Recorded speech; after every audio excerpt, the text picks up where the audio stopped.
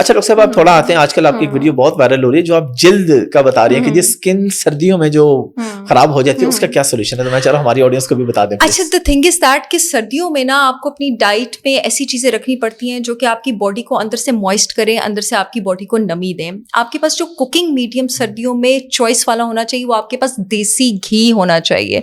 देसी घी जो है उसमें एबिलिटी होती है आपकी बॉडी से टॉक्सिन्स निकालने की भी, आपकी बॉडी को अंदर से मॉइस्ट करने की भी। और जब आपके पास मौसम बदल रहा होता है ना, गर्मियों से आप सर्दियों की तरफ जा रहे होते हैं, तो आपका कुकिंग मीडियम भी वही होना चाहिए जो आपको maximum omega 3 fatty acids provide करे, मैक्सिमम विटामिन ए प्रोवाइड करे, डी प्रोवाइड करे, ई प्रोवाइड करे, के प्रोवाइड करे।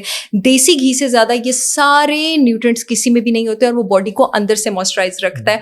अगर आप चाहते हैं कि आपकी स्किन ड्राई ना हो तो टॉपिकल ऑइंटमेंट से ज्यादा आप डाइट में उन चीजों पर ख्याल रखें जिनमें ओमेगा 3 फैटी एसिड होते हैं। ओमेगा 3 आपकी स्कैल्प को भी मॉइस्चर प्रोवाइड करते हैं, आपकी स्किन को भी मॉइस्चर प्रोवाइड करते हैं। ओमेगा 3 आपके पास अंडे की सर्दियों में होता है, ओमेगा 3 आपके पास मछली में होता है, ओमेगा 3 आपके पास 100% ऑर्गेनिक काऊ देसी घी में होता है, ओमेगा 3 आपके पास ग्राइंडेड नट्स और सीड्स में होता है। इससे कहा जाता है कि आप ये चीजें खाएं। ये तो गई सारी बाहर से चीजें। एक और चीज मैं बताना चाहूंगी कि एक टाइप ऑफ ड्राई स्किन आपके पास इस वजह से भी होती है क्योंकि आपकी जो बॉडी है उसका इम्यून सिस्टम अपने अगेंस्ट हो जाता है, तो वो एक्जिमा और सोराइसिस की सूरत में भी बाहर आती है। प्लीज एक्जिमा और सोराइसिस को नॉर्मल ड्राई स्किन के साथ कंफ्यूज ना करें। ये आपके इम्यून सिस्टम का डिसऑर्डर है, ये आपके गट का डिसऑर्डर है और इस केस में आपको अपनी डाइट से ग्लूटेन भी एक्सक्लूड करना होता है, डेयरी भी एक्सक्लूड करना होता है, अंडे भी एक्सक्लूड करने होते हैं, रेड मीट भी एक्सक्लूड करना होता है, तो आपकी स्किन ठीक होती है। कुछ चीजें होती हैं टॉपिकल ऑइंटमेंट्स की जो ड्राई स्किन के लिए अच्छी होती है। सबसे पोटेंट टॉपिकल ऑइंटमेंट जो ड्राई स्किन के लिए अच्छी होती है, मेरा अपना भी है, वैसे तो मेरा अपना देसी घी भी है, tea tree oil. Tea tree oil जो है वो आपके पास नेचर का बड़ा ही जबरदस्त एप्लीकेंट है फंगल इन्फेक्शंस के लिए भी और ड्राई स्किन के लिए भी, and coconut oil as well.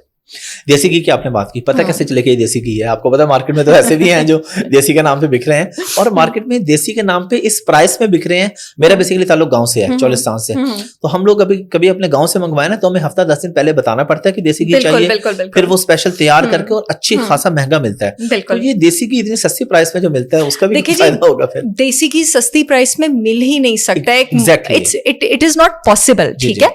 और जब भी आपने देसी घी लेना हो तो कोशिश करें कि काऊ के देसी घी को, क्योंकि आप गांव से आपको पता होगा, बफलो के देसी घी के ऊपर प्रेफर करें।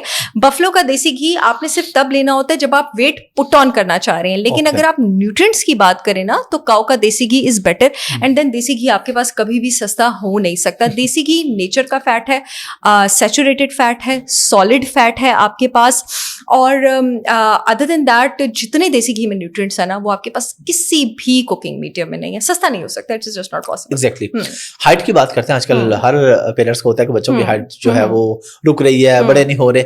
गलतियां कहां पे करते हैं पेरेंट्स? और किस एज तक मेडिकली हाइट बड़ी होना पॉसिबल है? उसके बाद आप छोड़ दे कि अब जितनी होगी ये काफी है। देखिए जी, 21 साल की उम्र तक लड़कों के जबड़े का भी साइज बढ़ता है और कद भी बढ़ता है, और लड़कियों का 18 साल की उम्र तक, जब तक आपकी डेंटल एज, आपके जबड़े का साइज बढ़ रहा है ना, तब तक आपका कद भी बढ़ रहा है, तो आपका भी कद बढ़ता है। ठीक है। अगर आपके बच्चे की हाइट नहीं बढ़ी है, मैं आपको बता दूं, हाइट में सबसे ज्यादा इन्फ्लुएंसिंग फैक्टर जो है वो आपके पास जेनेटिक्स होते हैं, वो आपके पास माँ बाप का कद होता है। मेरे पास अक्सर पेशेंट्स आते हैं कि जी अम्मी का कद जो है 5 फुट है, अब्बू का कद 5'3" है, तो बच्ची का कद 5'2" है, तो कहेंगे जी बच्ची का कद लंबा क्यों नहीं है। देखें जी, बी रियलिस्टिक, जितना पेरेंट्स की हाइट है उतनी ही आपके बच्चे की भी हाइट होगी। लेकिन अगर आपके बच्चे की हाइट आप लोगों की हाइट से मैच नहीं कर रही है तो फिर इन 5 चीजों की तरफ आपने ध्यान देना है। या ग्रोथ हार्मोन का मसला हो सकता है, या यानी ग्रोथ हार्मोन कम हो सकता है, या सीरम इंसुलिन का मसला हो सकता है, या थायराइड हार्मोन कम हो सकता है। आपने विटामिन B12 भी कराना है इन बच्चों का, और आपने बच्चों का फूड एलर्जी और ग्लूटेन सेंसिटिविटी टेस्ट भी कराना है।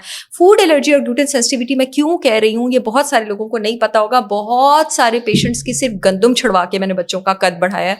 आप यकीन करें, डज इट मेक सेंस वैसे अगर ये सुने तो आप, है ना, नहीं, लेकिन अगर आप एक सीलिएक डिजीज के पेशेंट को या अगर आप एक ग्लूटेन सेंसिटिव पेशेंट को गंदम दे दें तो उसकी बॉडी में कॉन्टिन्यूसली ऑटोइम्यून डिस्ट्रक्शन होती रहती है, न्यूट्रिएंट्स एब्जॉर्ब नहीं होते जिन्होंने हाइट बढ़ानी है, तो उनका कद नहीं बढ़ सकता है। बहुत सारे मेरे पास बच्चे ऐसे हैं जिनका मैंने सिर्फ 6 महीने गंदम छुड़वाया और उनका कद बढ़ा है। अच्छा, अगेन ग्रोथ हार्मोन बच्चे का क्यों कम हो सकता है?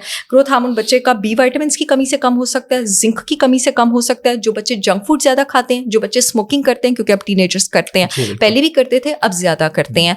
अगर आपके बच्चे रात को जागते हैं, रात को जागने से ग्रोथ हार्मोन कम होता है। क्यों? उसकी रीजन ये है कि आपका ग्रोथ हार्मोन तब ज्यादा सिक्रीट होता है जिस वक्त आप रात को सो रहे होते हैं। तो रात को सोना जल्दी बहुत ज्यादा जरूरी है कि आपका जो स्ट्रेस हार्मोन है वो भी नीचे जाए और ग्रोथ हार्मोन भी बढ़े। बच्चे जब जंक फूड ज्यादा खाते हैं तो ग्रोथ ग्रोथ हार्मोन भी कम होता है और सीरम इंसुलिन भी ऊपर जाता है। मेरे पास जितने भी केसेस आते हैं ना, अगर पेरेंट्स की हाइट के साथ बच्चों की हाइट मैच ना करो, मुझे वाकई लग रहा हो कुछ प्रॉब्लम है, मैं ये 5 टेस्ट कराती हूँ और आप यकीन करें कभी ऐसा नहीं हो कि इनमें से एक खराब ना आए, या थायराइड खराब होता ही नहीं कभी किसी में से खराब ना है, या ग्लूटेन सेंसिटिविटी निकलती है, या B12 कम होता है, ग्रोथ हार्मोन कम होता है, इंसुलिन ज्यादा होता है, थायराइड कम होता है। तो इससे हो जाता है ट्रीट, फिर आगे उसकी ट्रीटमेंट में चले जाते हैं ना जो टेस्ट खराब हो।